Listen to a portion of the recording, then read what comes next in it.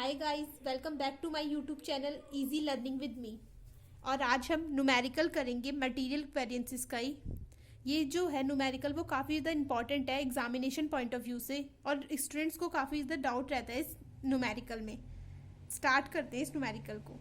इसमें लिखा है mixer limited is engaged in production of standard mix using 60 kg of chemical X and 40 kg of chemical Y. और इसमें standard loss दे रखा है प्रोडक्शन के टाइम पे, वो 30% है। ये जो स्टैंडर्ड लॉस है 30%, इसी के कारण जो है क्वेश्चन थोड़ा सा कॉम्प्लिकेटेड हो जाता है। और स्टैंडर्ड प्राइस दे रखा है 5 रुपीज़ एक्स का और 10 रुपीज़ वाई का, और एक्चुअल मिक्स दे रखा है। स्टार्ट करते हैं इस क्वेश्चन को। और इसमें हमें सारे वेरिएंसेस को कैलकुलेट करना है। पहले हम, जैसे मैंने आपको बताया कि पहले हम एक तरफ लिख लेंगे स्टैंडर्ड और दूसरी तरफ लिख लेंगे एक्चुअल। और कह रहा है एक्चुअल जो है ना 115 केजीज बन रहे हैं। एक्चुअल में ना 115 केजीज का ही प्रोडक्शन हो रहा है। और इसमें क्वांटिटी, प्राइस और अमाउंट लिख लेंगे हम। कह रहा है क्वांटिटी कितनी है, एक्स की 80 है और वाई की है 70, और प्राइस कितना है 4.5 एक्स का और वाई का है 8 रुपीज़।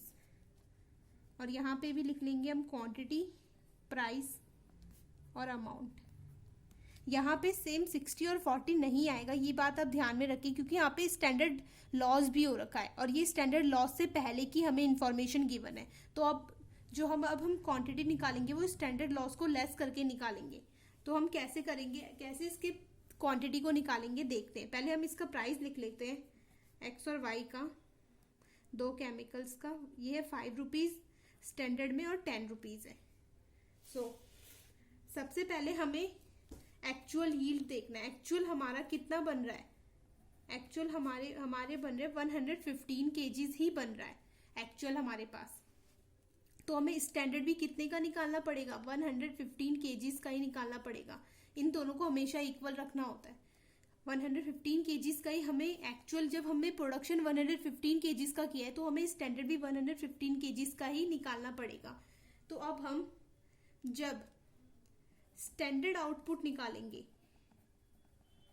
किसके लिए, एक्चुअल मिक्स के लिए, कि एक्चुअल कितना मिक्स करना है हमको, वो कैसे निकलेगा हमारा, वो हमारा निकलेगा जो हमें स्टैंडर्ड मिक्स दे रखा है। पहले हम स्टैंडर्ड मिक्स देखेंगे हमें कितना दे रखा है। 60 केजीज दे रखा है एक्स का और 40 केजीज दे रखा है हमें वाई का। ठीक है, और बोल रहा है कि ना 30% लॉस हो गया है। 30% अगर हमें लॉस हो गया है तो बाकी कितना परसेंट बचा, ओनली 70%। हम जो है, हम यहाँ पे 60 + 40 क्यों ले रहे हैं, हम इसलिए ले रहे हैं क्योंकि हमें स्टैंडर्ड मिक्स जो है ना वो हमें गिवन है कि 60 + 40 है। तो इसीलिए जो है हम स्टैंडर्ड मिक्स का, इसका मतलब ये कि स्टैंडर्ड मिक्स हमारे पास कितना है 100% है, लेकिन उसमें से हमारा 30% का लॉस हो चुका है। तो हमारे पास रिमेनिंग कितना बचा है 70%। तो इसीलिए अब हम स्टैंडर्ड मिक्स का ना 70% निकालेंगे, जो कि होगा 70। ठीक है, अब जो है हम क्या निकालेंगे, स्टैंडर्ड क्वांटिटी निकालेंगे। किसके लिए स्टैंडर्ड क्वांटिटी निकालेंगे,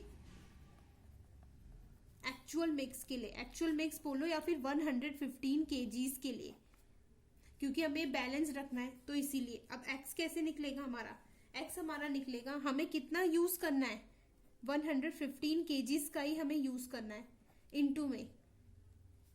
इनटू हमारा क्या होगा, हमारा मिक्स का हमें रेशियो देखना है। मिक्स हमारा 60 यूज हो रहा है एक्स के लिए और 40 यूज हो रहा है वाई के लिए। तो इसीलिए हम 60 लेंगे यहाँ पे एक्स के लिए, होल डिवाइडेड बाय में। अब हम 100% नहीं लेंगे, यहाँ पे हमारा 30 का लॉस हुआ है, इसीलिए हम यहाँ 70 लेंगे। ये हमारी निकल जाएगी एक्स की क्वांटिटी। और वाई की क्वांटिटी को अगर हमें निकालना है तो 115 केजीज का यूज करते हुए हम लेंगे। अब हमें वाई का कितना लेना है, 40%, 40 केजीज लेना है केवल। तो 40 केजीज अपॉन में 100 नहीं ले सकते क्योंकि 30 का लॉस है, इसीलिए 70%।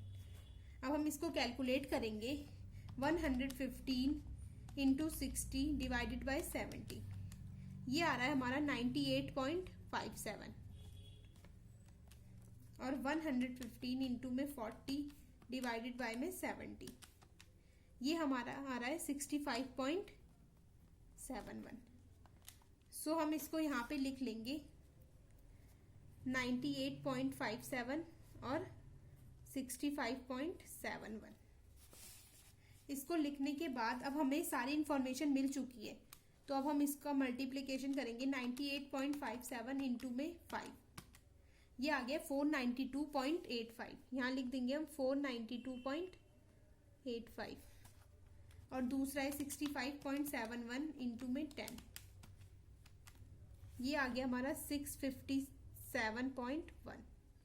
अब इन दोनों को ऐड करेंगे तो कितना आएगा 492.85 प्लस 657.1, ये आ गया 1149.95। हमारी स्टैंडर्ड कॉस्ट आ गई ये। अब हम एक्चुअल कॉस्ट को देखेंगे। एक्चुअल कॉस्ट कैसे आएगी, 80 इंटू में 4.5, ये आ गया हमारा 360 और 70 इंटू में 8 होता है 560 प्लस 560, ये आ गया हमारा 920। अब हम निकालेंगे क्या, वेरिएंसेस को। तो डायरेक्ट मटेरियल कॉस्ट वेरिएंस कैसे निकलेगा, जब मैं स्टैंडर्ड कॉस्ट का मतलब क्या है, जो हमने कॉस्ट मानी है कि हमारा इतना स्टैंडर्ड का खर्चा हमने ये माना है कि प्रोडक्शन के टाइम पे हमारा इतना जो है इतनी कॉस्ट हमारी लगेगी, लेस एक्चुअल में हमारी कितनी कॉस्ट लग गई है वो, तो ये कॉस्ट वेरिएंस हो गया है। स्टैंडर्ड कितना माना था, हमने माना था 1149.95, लेस करेंगे जब हम 920 से, एक्चुअल में हमारा 920 हुआ है, तो 1149.95 लेस 920, तो हमारा प्रॉफिट हो गया है 229.95 फेवरेबल। अब जो है, अब हम दूसरा वेरिएंस कैलकुलेट करेंगे, डायरेक्ट मटेरियल प्राइस वेरिएंस। ये कैसे कैलकुलेट होगा, स्टैंडर्ड प्राइस में से जब मैं लेस कर दूंगी एक्चुअल प्राइस को और पूरे को मल्टीप्लाई कर दूंगी किससे, एक्चुअल क्वांटिटी से। तो यहाँ पे दो केमिकल्स है हमारे पास, एक्स और वाई को लिख लेंगे। स्टैंडर्ड प्राइस कितना है हमारे पास, स्टैंडर्ड प्राइस दे रखा है हमें क्वेश्चन में 5 रुपीज, तो यहाँ लिख देंगे 5 लेस एक्चुअल प्राइस दे रखा है 4.5 और एक्चुअल क्वांटिटी कितनी दे रखी है 80 और स्टैंडर्ड प्राइस कितना दे रखा है वाई का 10 और लेस एक्चुअल प्राइस कितना दे रखा है 8 इंटू में एक्चुअल क्वांटिटी कितनी है 70। सो हम इसको कैलकुलेट कर लेंगे, 5 लेस 4.5 इंटू में 80, ये आ गया मेरा 40 रुपीज फेवरेबल। क्योंकि हमने स्टैंडर्ड माना था 5 रुपीज, लेकिन हमारा एक्चुअल में खर्चा एक्चुअल प्राइस जो है वो कम लगा है, इसीलिए हमारा जो है 0.5 का प्रॉफिट हो गया और मल्टीप्लाई करेंगे क्वांटिटी से तो हमारा 40 रुपीज का प्रॉफिट हुआ है, इसीलिए हमने फेवरेबल लिखा है। अब हमने माना था 10 रुपीज हमारे प्राइस में लगेंगे, स्टैंडर्ड प्राइस हमने माना था ये, लेकिन एक्चुअल में हमारा 8 रुपीज ही लगा है, तो हमें 140 रुपीज का क्या हो गया प्रॉफिट, इसीलिए हम क्या लिखेंगे फेवरेबल। तो टोटल 180 रुपीज का क्या हो गया हमें प्रॉफिट। अब हम थर्ड निकालेंगे, डायरेक्ट मटेरियल यूसेज वेरिएंस। ये कैसे निकलेगा, जब मैं स्टैंडर्ड क्वांटिटी में से लेस कर दूंगी क्या एक्चुअल क्वांटिटी को और पूरे को मल्टीप्लाई कर दूंगी किससे, स्टैंडर्ड प्राइस से। अब ये दो केमिकल हैं एक्स और वाई, स्टैंडर्ड प्राइस हमारा कितना आ रहा था, स्टैंडर्ड प्राइस आ रहा था हमारा 98.57 लेस एक्चुअल में कितनी क्वांटिटी लगी है 80, स्टैंडर्ड प्राइस कितना है 5, स्टैंडर्ड प्राइस कितना था 65.71 लेस एक्चुअल में हमारा कितना, एक्चुअल क्वांटिटी कितनी थी 70 और इनटू में स्टैंडर्ड प्राइस कितना है 10 रुपीज,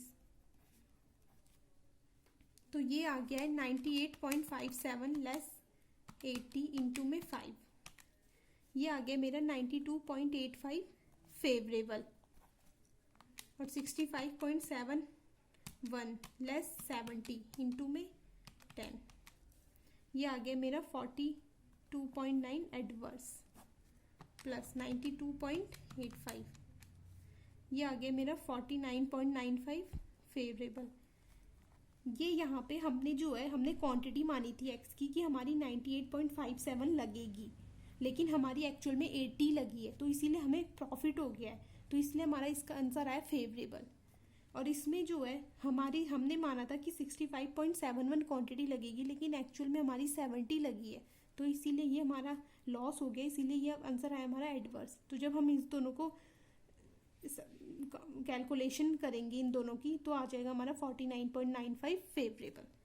अब हमें क्या निकालना है? अब हमें निकालना है रिवाइज स्टैंडर्ड क्वांटिटी। किसके लिए?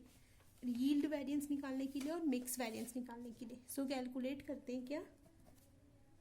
Revise standard quantity. Revise standard quantity का यहाँ पे क्या मतलब है? यहाँ पे ये मतलब है कि हमने जो माना था ना, हमने माना था कि x की यूज़ होगी 98.57 और y की यूज़ होगी 65.71, बट एक्चुअल में x ने 80 यूनिट्स यूज़ करी और y ने कितनी कर ली? 70 यूनिट्स। इसीलिए जो है ना, हम ना इस अपने स्टैंडर्ड की क्वांटिटी को रिवाइज कर रहे हैं, इसीलिए हम रिवाइज स्टैंडर्ड क्वांटिटी निकाल रहे हैं। सो x बराबर में कितना होगा? मैंने आपको बताया था एक्चुअल में हमारा कितनी क्वांटिटी यूज्ड होनी चाहिए थी? 150। एक्चुअल में हमारी 150 क्वांटिटी यूज़ होनी थी, तो यहाँ लिख देंगे 150। लेकिन जो है ना, लेकिन हमने स्टैंडर्ड किसका माना था? स्टैंडर्ड हमने माना था 98.57 अपॉन में 98.57 प्लस 65.71, ये आ गया 164.28। हमने माना था कि हमें 98.57 यूज़ करना है, लेकिन हमने 80 करी है, तो इसीलिए हम अपनी क्वांटिटी को रिवाइज कर रहे हैं। तो x की रिवाइज क्वांटिटी कितनी आएगी? 150 इंटू में 98.57 डिवाइडेड बाय में 164.28, ये आ गई हमारी। तो रिवाइज स्टैंडर्ड क्वांटिटी जो है ना x की, वो आ गई हमारी 90। अब हम ऐसी y का भी निकालेंगे। 150 इंटू में 65.71 होल अपॉन में 164.28। अब हम इसको निकालेंगे 150 इंटू में 65.71 डिवाइडेड बाय में 164.28, ये आ गया हमारा अप्रॉक्सीमेटली 60। तो हमें पता लग गया कि हमारी जो है ना, हमने रिवाइज करा है अपने स्टैंडर्ड की क्वांटिटी को, तो x की आ गई है 90 और y की आ गई है 60।